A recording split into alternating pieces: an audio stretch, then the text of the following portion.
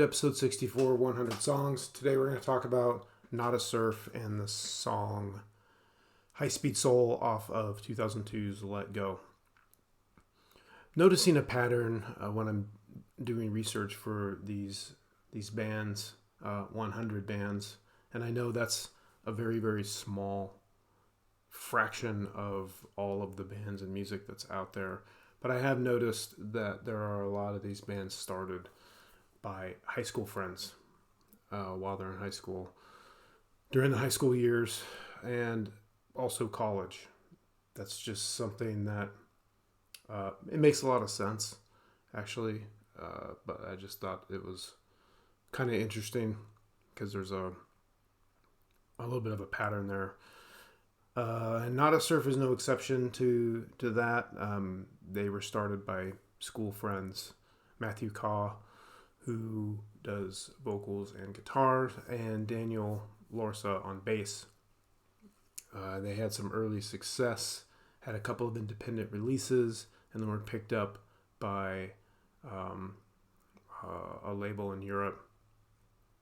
And it fell apart when the drummer quit. So I think they were all set, and when the drummer left, I don't know how that works exactly, but maybe the deal fell through because they weren't able to record what they needed to record or get a drummer in time. I think when bands are more popular, further into their career, and something like that happens, they can kind of pivot, maybe throw money at the problem. But these guys were just starting out, and for whatever reason, their contract came apart for that reason. So Ira Elliott was hired as their new drummer, and they ended up signing with Elektra and did High Low in 1995, which is the album with the... I can kind of picture it. It's the one with the kid on his bicycle, jumping his bicycle. Looks like it's from the 70s or 80s, or something like that. Most people became familiar with Not a Surf at that time, right in the middle of the 90s, when the song Popular came out, which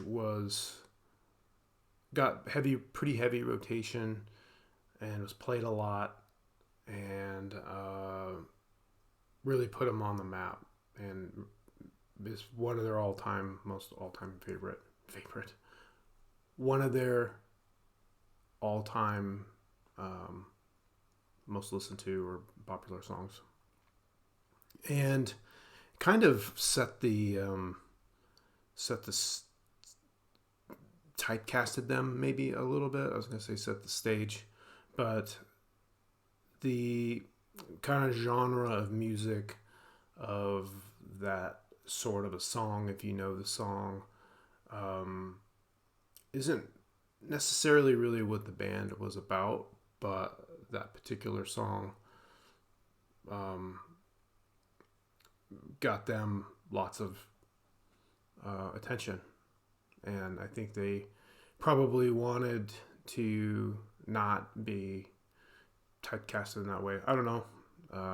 That's just kind of an assumption, but it was a big song. And the Proximity Effect, which was their follow-up album, was put on the shelf by the record company, because they felt like there wasn't a strong enough hit on that one. So the band comes out, has a song like Popular that is on the radio a lot, and drives the sale of an album, and then they come out with Proximity Effect, which is a fine album, doesn't have a popular type song on it. The result was that it got shelved, and then it was finally released later in 2000. So pretty big gap between first and second album for a band trying to make it. That's too long, frankly. So that those 5 years, I think, kind of hurt a little bit. So they independently released the third album after Proximity Effect, which is this one, Let Go. I think Let Go is regarded as their best album by many. I think it's their best album. I do like High Low a lot because some of the songs on there, remind me of some really good times I had in the 90s. That's kind of how it goes. But Let Go is, I would say, far and away their best album. So they continued with a series of other records over the years, lots of studio releases, a couple of live albums. I think they did an acoustic album and album of covers they also did. And Let Go has, like I said, it's my favorite. It's got Blizzard of 77, which is a great opener, acoustic, very catchy, followed by High Speed Soul, which we're going to listen to a little bit of. It was the song I picked for my 100 songs list, and a song called Blonde on Blonde. And I remember one night coming home kind of late. I lived by myself. I bought a house at this point in my life. This is 2002. And this album came out. I liked it a lot, but I remember one night in particular, I came home. It was super late, and I played the song Blonde on Blonde. And I was actually listening to the album, I think. And I ended up putting that song on repeat because it just was, I was digging it a lot, and I just kept listening to it over and over again. But my favorite song from them is High Speed Soul. It's we'll listen to the whole back half of the song. The song's only 4 minutes 39 seconds, which is decent length, and you have kind of a standard song structure at first. There's a good beat to it, and the bass really stands out, so the rhythm section really stands out here. And it's another one of those songs from them it's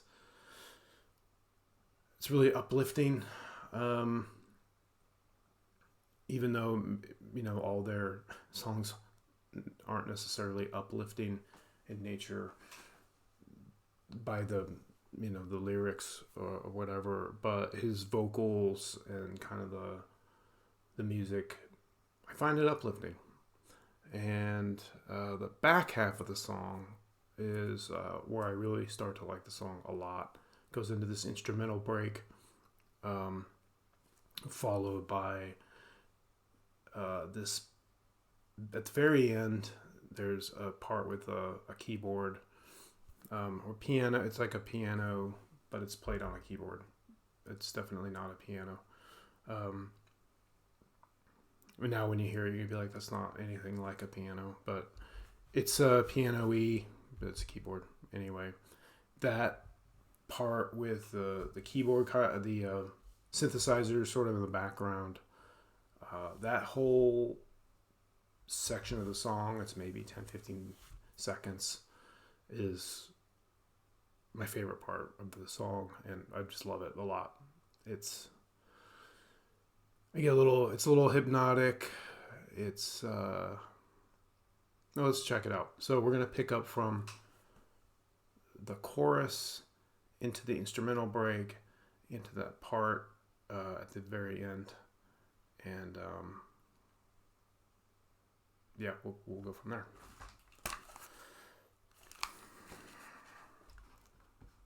All right, so it starts with the chorus.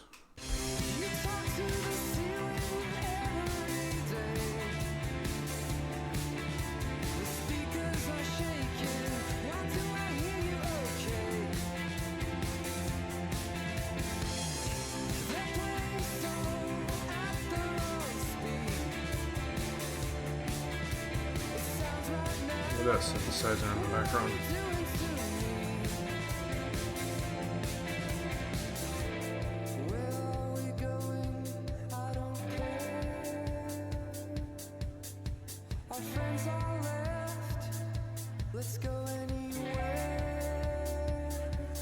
Hear voices talking in the background there.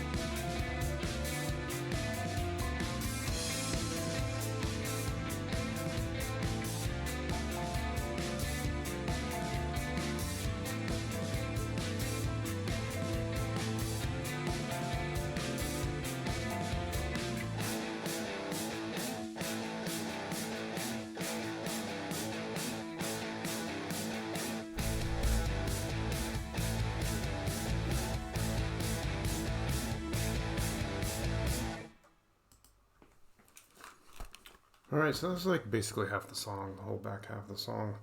Yeah, that part at the end makes me smile. I don't smile that much, and that part it gets me. So I did get to see them live, arguably in their prime. It was 2003. It was the tour for this album, and they were opening for Death Cab for Cutie, and I like both bands. So it was cool to be able to go to a show and kind of catch two bands that I really like. And it was at the Fillmore, which is a great venue. So I got the poster that I got at the show, because the Fillmore, they give you a poster of the show, which is such a great thing that they do there. I've talked about it before, and I've showed a few of these posters. But here's the one for the show that I'm talking about. It's got a pretty bad glare, but anyway, there you get the idea. Death Cab for Cutie, Not a Surf. It was November 2003 at the Fillmore. Yeah, that was cool. Good show, good times. And now let's talk about what's next.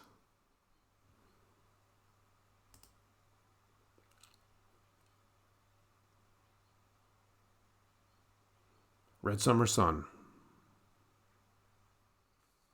Okay, so we're going to talk about the Red Summer Sun. So we'll talk about that next time. Thanks.